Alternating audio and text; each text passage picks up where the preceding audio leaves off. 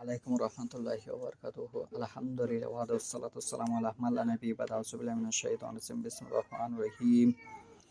আন আবি হুরায়রা ক্বালা ক্বালা রাসূলুল্লাহি সাল্লাল্লাহু আলাইহি ওয়াসাল্লাম কুল্লু উম্মাতি ইয়াদখুলুনাল জান্নাতা ইল্লা মান আবা। ক্বালু আমান ইয়া আবা ইয়া রাসূলুল্লাহি সাল্লাল্লাহু আলাইহি ওয়াসাল্লাম। ক্বালা মান আতাআনি দাখাল জান্নাহ ওয়া মান আসাআনি ফাকাদ আবা। আজকের বক্তব্যের বিষয় হলো ছবি মূর্তির বিরুদ্ধে, ছবি মূর্তি সম্পর্কে। আমি যে হাদিসটুকু তেলাওয়াত করলাম, হযরত আবু হুরায়রা রাদিয়াল্লাহু হতে বর্ণিত। রাসূলুল্লাহ সাল্লাল্লাহু আলাইহি ওয়াসাল্লাম ইরশাদ করেন, আমার সকল উম্মত জান্নাতে প্রবেশ করবে, কেবল ওই ব্যক্তি ব্যতীত যে অস্বীকার করে। সাহাবীগণ জিজ্ঞাসা করলেন, জান্নাতে যেতে কে অস্বীকার করে হে আল্লাহর রাসূল সাল্লাল্লাহু আলাইহি ওয়াসাল্লাম? তিনি বললেন, যে আমার আনুগত্য করল সে জান্নাতে প্রবেশ করবে, আর যে আমার অবাধ্যতা করল সে ব্যক্তি অস্বীকার করল। হাদিস বুখারী ৭২৮০, মেশকাত ১৪৩। যে আল্লাহ রাসূল সাল্লাল্লাহু অস্বীকার করলো সে ব্যক্তি, যে ব্যক্তি আল্লাহ রাসূলের অবাধ্যতা হলো সে ব্যক্তি আল্লাহ রাসূলকে অস্বীকার করলো। এই হাদিসের মূল বক্তব্য একটাই। ছবি মূর্তির সম্পর্কে আজকে যে বক্তব্য উপস্থাপন করব, তার প্রথম হাদিস হচ্ছে আবু তালহা আনসারী রাদিয়াল্লাহু আনহু হতে বর্ণিত। রাসূলুল্লাহ সাল্লাল্লাহু আলাইহি ওয়াসাল্লাম ইরশাদ করেন, লা তাদখুলুল মালাইকাতু বাইতান ফিহি কলবু ওয়ালা তাসবিরু। ওই ঘরে রহমতের ফেরেশতা প্রবেশ করে না যে ঘরে কুকুর বা প্রাণীর ছবি থাকে। ওই ঘরে রহমতের ফেরেশতা প্রবেশ করে না যে ঘরে কুকুর বা প্রাণীর ছবি থাকে। এখানে যারা মানুষের দৈনন্দিন আমলের হিসাব লিপিবদ্ধ করেন কিংবা মানুষের হেফাজতে নিয়োজিত থাকেন অথবা বান্দার রূহ কবজ করার জন্য আসেন, অনুরূপভাবে কুকুর বলতে সির্ফ খেলা বা বিলাসিতার জন্য যেগুলি রাখা হয়, নইলে শিকারী কুকুর, ফসল ও বাড়ি পাহারা দেওয়ার কুকুর, যুদ্ধ বা রাষ্ট্রীয় নিরাপত্তা সংক্রান্ত কাজে নিয়োজিত কুকুর উক্ত হুকুমের অন্তর্ভুক্ত নয়। উক্ত মর্মে পৃথকভাবে হাদিসসমূহ প্রণীত হয়েছে।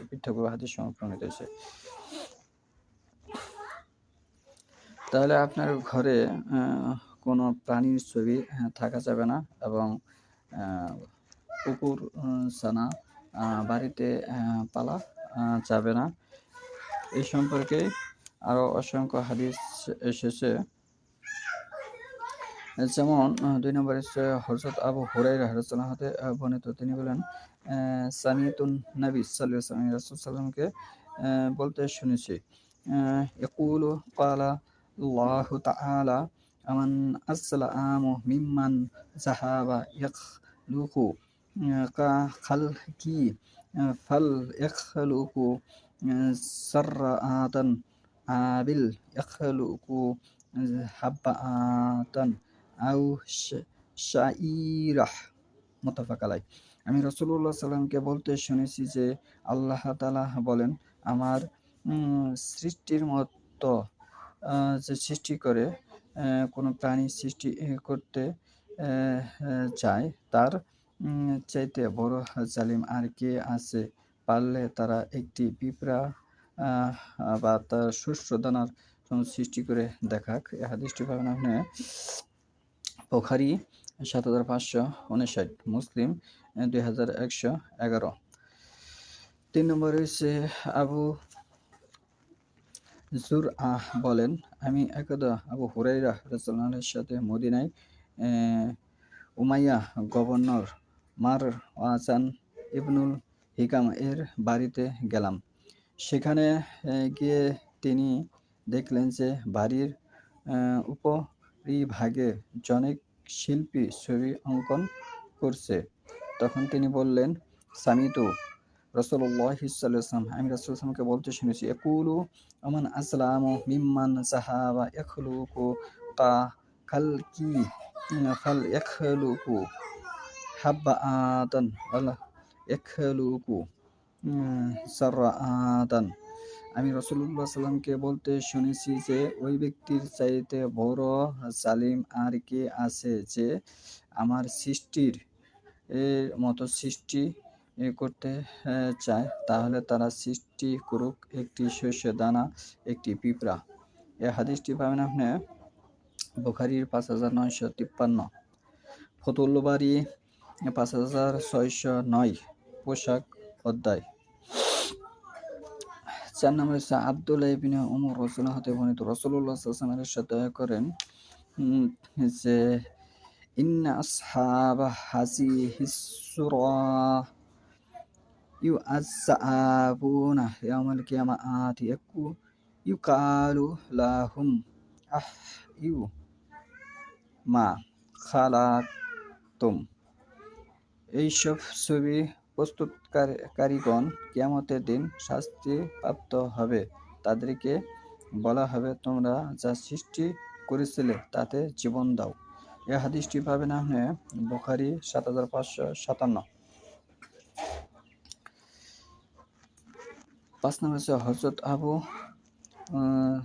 জুহাইফা বলেন, রাসূলুল্লাহ সাল্লাল্লাহু আলাইহি ওয়াসাল্লাম নিষেধ করেছেন রক্ত বিক্রি করে তার মূল্য নিতে। রাসূলুল্লাহ সাল্লাল্লাহু আলাইহি ওয়াসাল্লাম নিষেধ করেছেন রক্ত বিক্রি করে তার মূল্য নিতে, কুকুর বিক্রির মূল্য নিতে, যৌন উপার্জনের মূল্য নিতে, যারা জিনা করে তার মূল্য নিতে, এবং তিনি লান্নাত করেছেন সুদ গৃহীতা ও সুদদাতা উপর, এবং তিনি অঙ্গ প্রত্যঙ্গ অঙ্কনাকারী ও আলিঙ্গন প্রার্থনাকারী মহিলা এবং ছবি অঙ্কন প্রস্তুতকারী ব্যক্তির উপরে। এখানে বেশ কিছুর কথা আল্লাহ রাসূল নিষেধ করেছেন। এই হাদিসটি পাবেন আপনি বুখারীর 2238, মেশকাত 2765, ক্রয় বিক্রয় অধ্যায়। তাহলে এখানে আল্লাহ রাসূল নিষেধ করেছেন কি কি বিষয়টা আবার বুঝুন। রাসূলুল্লাহ সাল্লাল্লাহু আলাইহি ওয়াসাল্লাম নিষেধ করেছেন রক্ত বিক্রি করে তার মূল্য নিতে। 1 নম্বরে রক্ত বিক্রি করে মূল্য নেওয়া যাবে না। 2, কুকুর বিক্রি করে মূল্য নিতে নিষেধ করা হয়েছে, যা বিভিন্ন জায়গায় কুকুর বিক্রির প্রথা পূর্বে ছিল, বর্তমানে আছে।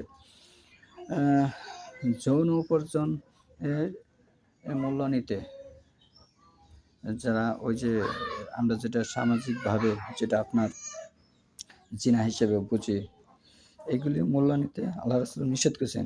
এগুলি পূর্বে ছিল, এই হাদিস দ্বারা প্রমাণিত হয়। এবং তিনি লানত করেছেন সুদ গৃহীতা সুদদাতা দুজনের উপরেই লানত করেছেন, অভিশাপ দিয়েছেন। অঙ্গ প্রত্যঙ্গ এগুলি সম্পর্কে তিনি নিষেধ করেছেন। তাহলে এখানে যে বিষয়টা দাঁড়ালো যে বর্তমানে যে কাজগুলো চলতেছে এগুলি একটিও নতুন নয়, এগুলি পূর্বেও ছিল, এগুলি থেকে নিষেধ আছে, কিন্তু মানুষ এগুলি মানতেছে না। তার মানে মানুষ আবার জাহিলের দিকে ধাবিত হয়ে গেছে। আব্দুল্লাহ ইবনে আব্বাস রাদিয়াল্লাহু আনহু বলেন, সামিতু রাসূলুল্লাহ সাল্লাল্লাহু আলাইহি ওয়াসাল্লাম ইয়াকুলু আমান সাওয়ারাহ সুরাহাতা উসাবা ওয়া কুল্লাফা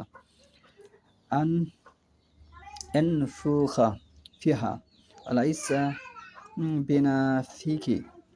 আমি রাসূলুল্লাহ সাল্লামকে বলতে শুনেছি, যে ব্যক্তি দুনিয়াতে একটি ছবি তৈরি করবে তাকে কিয়ামতের দিন শাস্তি দেওয়া হবে এবং তাকে চাপ দেওয়া হবে তাতে রূহ প্রদানের জন্য, অথচ সে তা পারবে না। এই হাদিসটি পাবেন আপনি বুখারী 7042, বুখারী 7042।